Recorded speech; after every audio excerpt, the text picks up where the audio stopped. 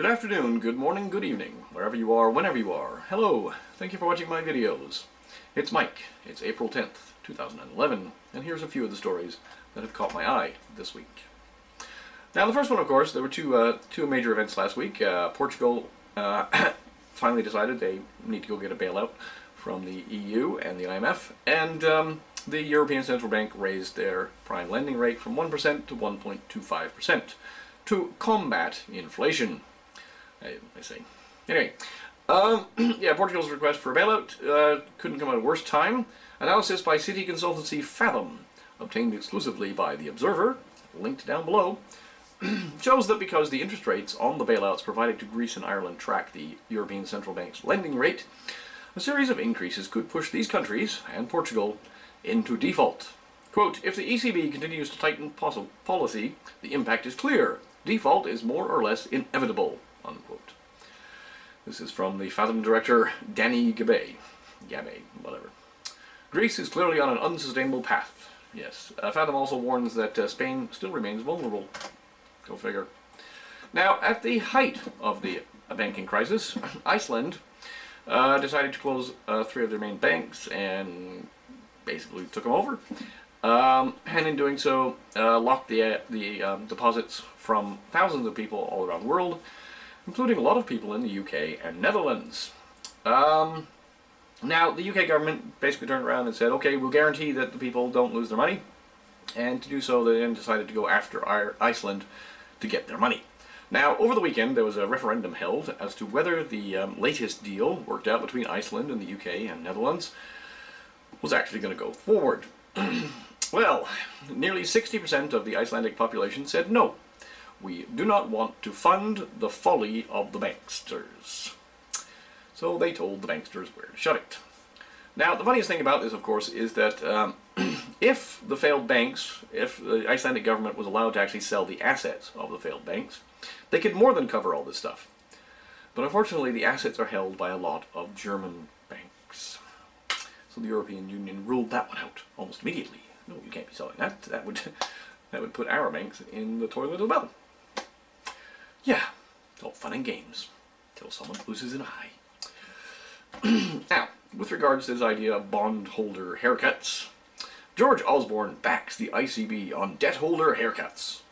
Yeah, the Chancellor of the UK is basically saying, okay, in future crises, we are going to have to, find some way to actually cut the bondholders' take. But of course, they won't accept that for the current round, because that would just be bad. He's lying through his teeth, basically. Perhaps he feels this is true, but it ain't gonna work. Portugal announces mass privatisation to fight rising debt. Now, this was from the 16th of March, basically of last year.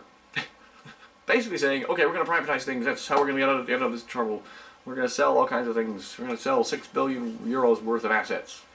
We're going to sell this train rights and all this stuff. Great chunks. Going to sell, and they did, and it wasn't enough. They're going to have to sell more and privatize more. Link down below from the Financial Times over the weekend. EU rules out interim aid for Portugal. Basically, the moment the Portuguese government there is no government in Portugal. It's an interim government after the Prime Minister resigned because of a non-confidence vote over austerity budgets. So, yeah. This means, of course, that when they go to the bond markets in April, which they have to do, they're going to have to pay some ridiculous money. Because basically all Iran is saying in this little quote here, we will define a strategy for a cross-party agreement for an agreement by mid-May. That may be a month too late. So yeah, they're going to sell more debt this month, Portugal, and may not go very well. Now in the UK, inflation starts rearing its ugly head. Inflation threat grows as raw material costs are passed on to consumers. According to official data, the cost of finished goods rose by 0.9% in March. That's the monthly increase. After producer prices jumped 3.7%, input prices have risen 14.6% since March last year. So the cost of stuff has gone up 15%. Cost of the raw materials that go into the final products. Analysts said the figures were a recipe for stagflation. Doo, doo, doo, doo. Yeah, you're heading there. Carrying right along, Bill Gross dumps all treasuries, brings total government-related holdings to zero, flees to cash. This is from last month. This is March 9th. Reported on Zero Hedge. PIMCO, basically they're a huge hedge fund, trading company, so forth, investment company. Publicly reported data by PIMCO's flagship Total Return Fund, the world's largest bond fund, has taken its bond holdings to zero. So, yeah, they had something like 150 billion in U.S. Treasuries, and they've sold them all. All of them.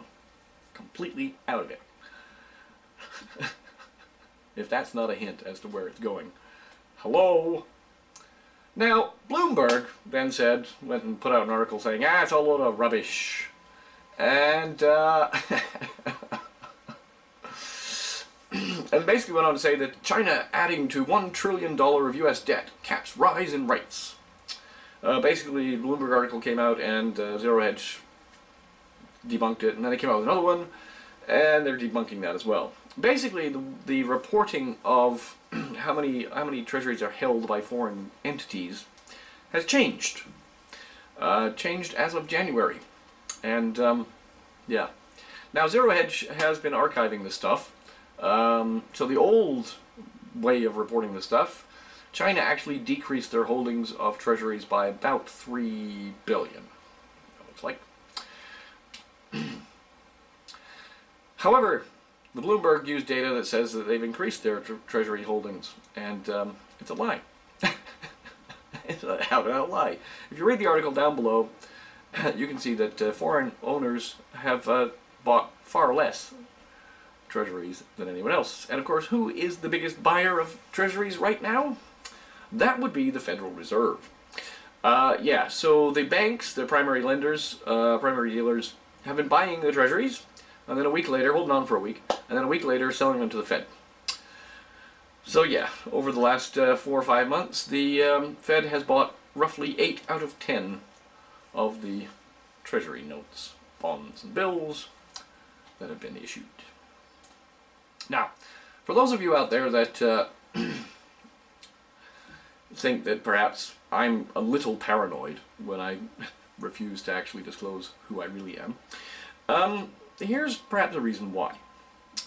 Beware of Homeland Security training for local enforcement, law enforcement, by an insider. Now, this chap has been in law enforcement for the past 18 years, and he's attended a bunch of training sessions held by the Department of Homeland Security, and formerly by FEMA and Transportation Security and so forth. And he lists off all the things that has been told to police officers to watch out for.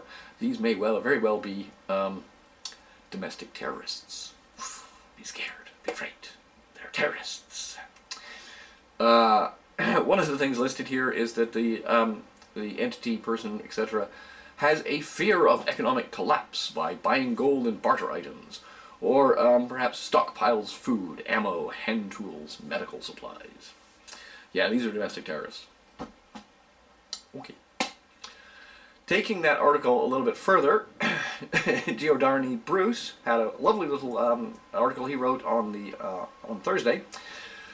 A day in the life of a, quote, homegrown terrorist, unquote. Basically detailing what he did, his terrorist activities for the day, beginning from 7 in the morning and running all the way through. Some of them were quite funny. Never mind. I'll carry on. I'll let you read that. It's actually a very funny article. Back to Zero Hedge. BMO on a new paradigm for silver. Bank of Montreal investments have come out with this document saying there has been a paradigm shift.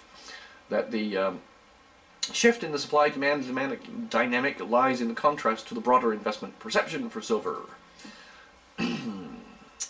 Paradigm shift suggests that traditional benchmarks for silver are no longer valid. Yeah.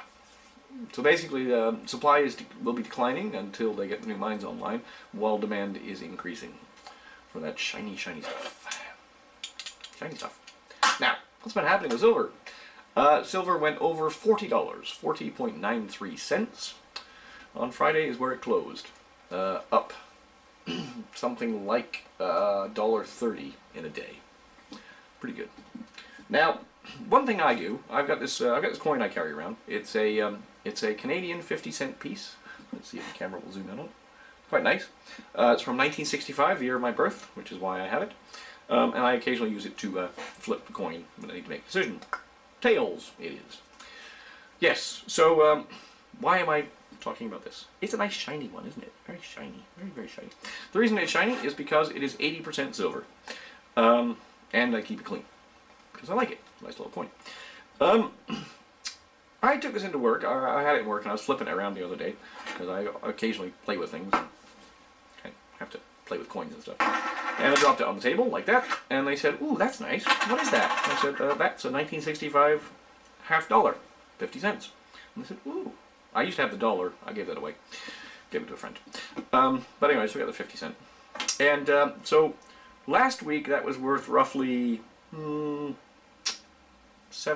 beginning of last week it was worth roughly $10. Roughly. Today it is worth $12.30 for that little coin. 12 bucks. That's inflation for you, folks. Now, of course, when you get into the bigger ones, where you're actually dealing with sterling, actually, well, the other thing, of course, is 80% silver. It's not sterling silver. If you get to sterling silver, very nice, 92.5% silver. Quite nice too. So 1 ounce of that is, 35 bucks. So this little coin, 35 bucks. I like coins. They're nice. They're pretty. I carry them around easy. Yes, so what's going to happen to the price of silver? Oh, a little side note, by the way. I once asked, whilst holding up a piece of paper that had a certain amount of color on it, and someone said was actually something related to money, that one, from the Isle of Man, which says, promise to pay the bearer £1 on demand. And the question at the time was, what's £1? I thought this was £1. No, this is a piece of paper. This is a bit of paper. What the pound was 12 of these. It was a troy pound of silver. That's what £1 is. Not a bit of paper. But of course, we no longer have the silver standard, the gold standard, and so forth, and so a pound is no longer 12 ounces of silver. Bummer. Because that might actually make this worth something, instead of it just being a bit of paper. But I digress. So what's going to happen to silver? Well, for those of you out there who enjoy conspiracy theories, Lindsey Williams was on the Alex Jones show this week, his radio show. And Lindsey basically, this is Pastor Lindsey Williams, who spent some time with some of the highest ranking members of the oil industry whilst working up in Alaska, and has stayed in contact with a few of them. And they occasionally feed him information about what's going to happen. Well, what's going to happen? Oil's going to go to at least 150, possibly 200. Silver and gold are going to go completely mental. So this $12 coin, $12.30, and the dollar out there is worth roughly 25 bucks. Going to be at least 60, maybe as high as $100. This little coin. And of course the dollar coin will be correspondingly higher as well. Never mind what this is going to be worth. He also goes on to say that they plan on allowing the Middle East states primarily to fail in a way, and that more than likely the League of Arab States or Muslim Brotherhood or whatever the hell they are, they're going to take over. Interesting. Gerald Celente, link down below. He has a blog, a very good blog actually. Good to read on things. Put out a YouTube video last week. The game will run out first in Europe, basically saying that the European, the whole scheme, this whole mess of debt transfers and whatnot, can't go on forever, and we should see things start to fall apart before the end of this year, quite likely. I'm thinking Spain somewhere around about September, October time is when things are really going to get going. But who knows? 'Tis the future. And finally, to end it off with a musical selection, artist that sort of fell into my view over the last week and a half, and I thought I would highlight her. She has a YouTube channel which she's been putting videos out and singing on there for the last 3 years or whatever.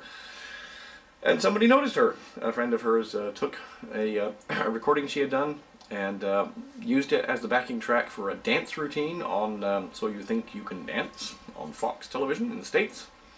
Was popular, I'd say 100,000 downloads in 2 weeks, and then went on to appear on the show singing the song live. So I've linked to Christina Perry, Jar of Hearts, performed live on So You Think You Can Dance. It's amazing she can actually, these days, that they actually have real performers who can sing and play instruments.